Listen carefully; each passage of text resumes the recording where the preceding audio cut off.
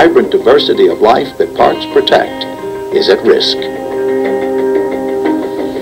The state of California is actively planning for a sea level rise of more than 5 feet over the next century. With beaches and wetlands underwater, what happens to the animals that rely upon them for survival? As temperatures continue to rise, more forests will fall to attack by insects, disease, and wildfire. After the financial meltdown of 2008, budgets were slashed and parks across the country were shuttered.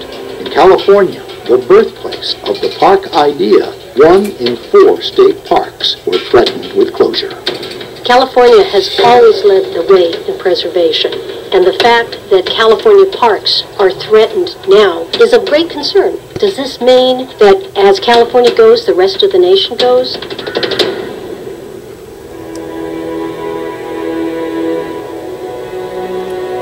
There are very few things in life that are able to span centuries. Are we going to be as courageous and as visionary as the people that have left these things for us? Or are we in a moment of stress and economic issues going to blink and potentially lose some of these things? It's really sobering.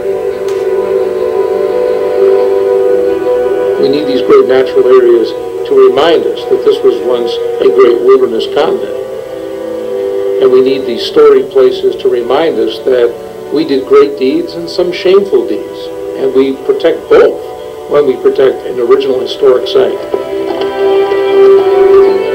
This whole movement to preserve history and to celebrate cultures is an essential part of an ongoing conversation about who we are as a society and as a nation. If we lose our state parks, it'd be the equivalent of losing all the great paintings of California. It'd be the equivalent of losing all the great poems that were written about California, all the great novels, all the great films, all the great architectural monuments. More importantly, we lose our usable past, the past that defines the present and the future. We'll become a people adrift, a people not knowing who they were, where they came from, what mistakes they made, and what things they did right. We lose the essential premise of stewardship for our culture if we lose the state parks.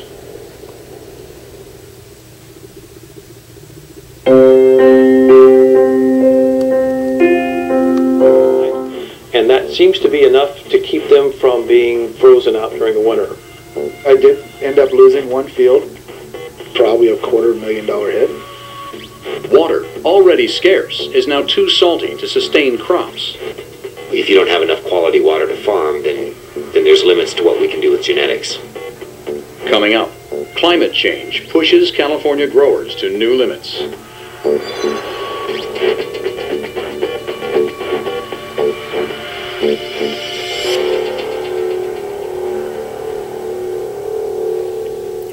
Here in California, we've come to expect perfect yet affordable produce at the supermarket. And yet, the circumstances of warmer temperatures and less water just might force us to change those expectations. Hello, I'm Craig Miller, and welcome to a special broadcast of Heat and Harvest. In the next half hour, we'll look at the ways in which climate change is reshaping California's $31 billion agricultural industry. And we start with Mark Shapiro, who investigates why one of California's favorite crops is in trouble.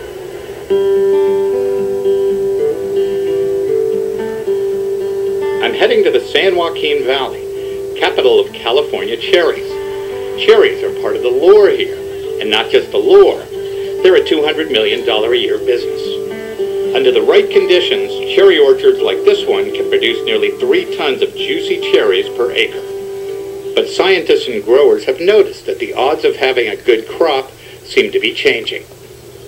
That started off this way, but Jeff Colombini's family has been farming cherries for 3 generations. biting into a fresh cherry, there's no other experience like that on earth, in my opinion. Now, if you look over here, But Colombini is worried. you've got in the lower part of the tree, you've got leaves that are out already.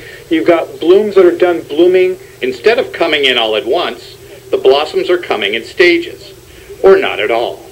You've got flowers that are just opening, and at the very top, leaves that are just starting to could come out. I mean, it's just a very sporadic bloom.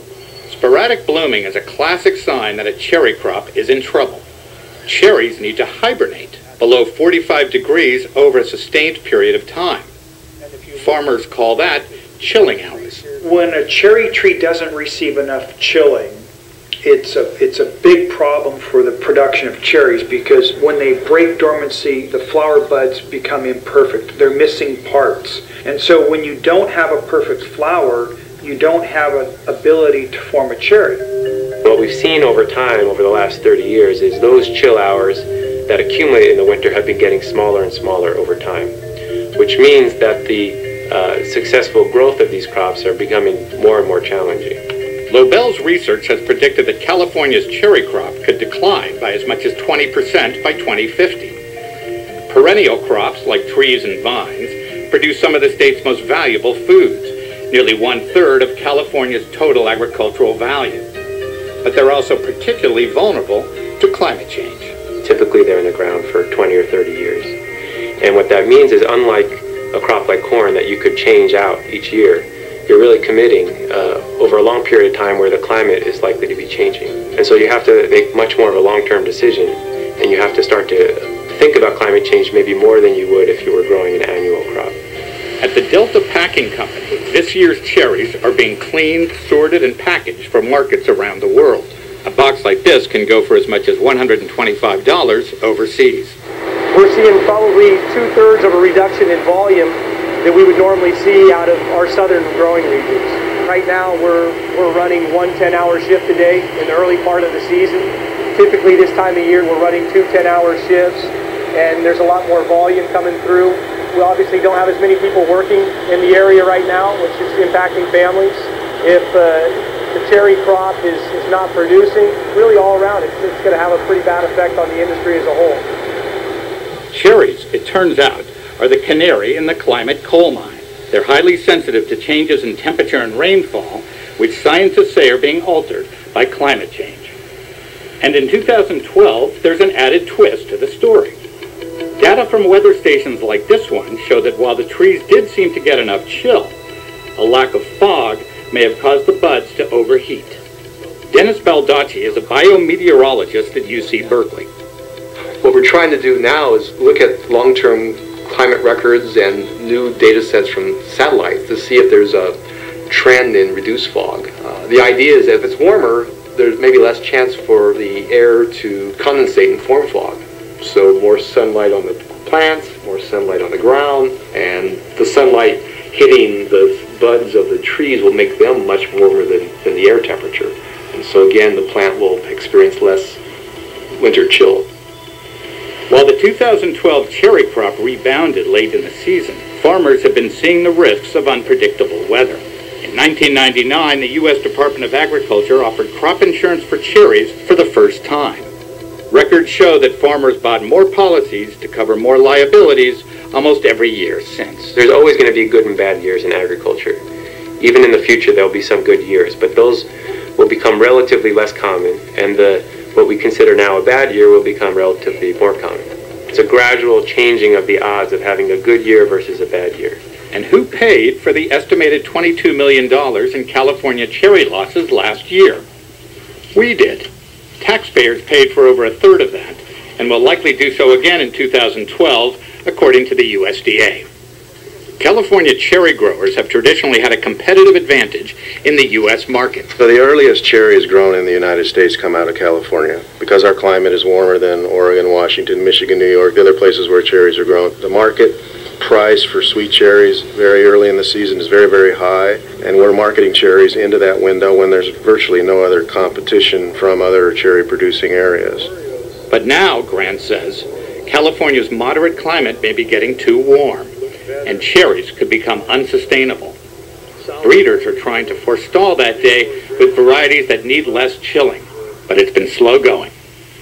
Zager's Genetics is a forerunner in devising new varieties to adapt to California's changing climate. Biologist Floyd Zager is famous for creating the Pluot, a cross between a plum and an apricot. As a young man, he also started working on a low-chill cherry. Approximately 50 years ago, he brought in an early blooming cherry. I believe it came from Spain, because that's a little before my time. And we just started working up from there. That first cherry from Spain was probably the size of a pencil eraser. His daughter is continuing his work, and they're getting closer to a commercially viable variety. But time is running out, and ultimately they're constrained by the genetics of the fruit. Within limits, we can breed new varieties that may be adapted to this kind of environment. Within limits. Beyond that range, we're done.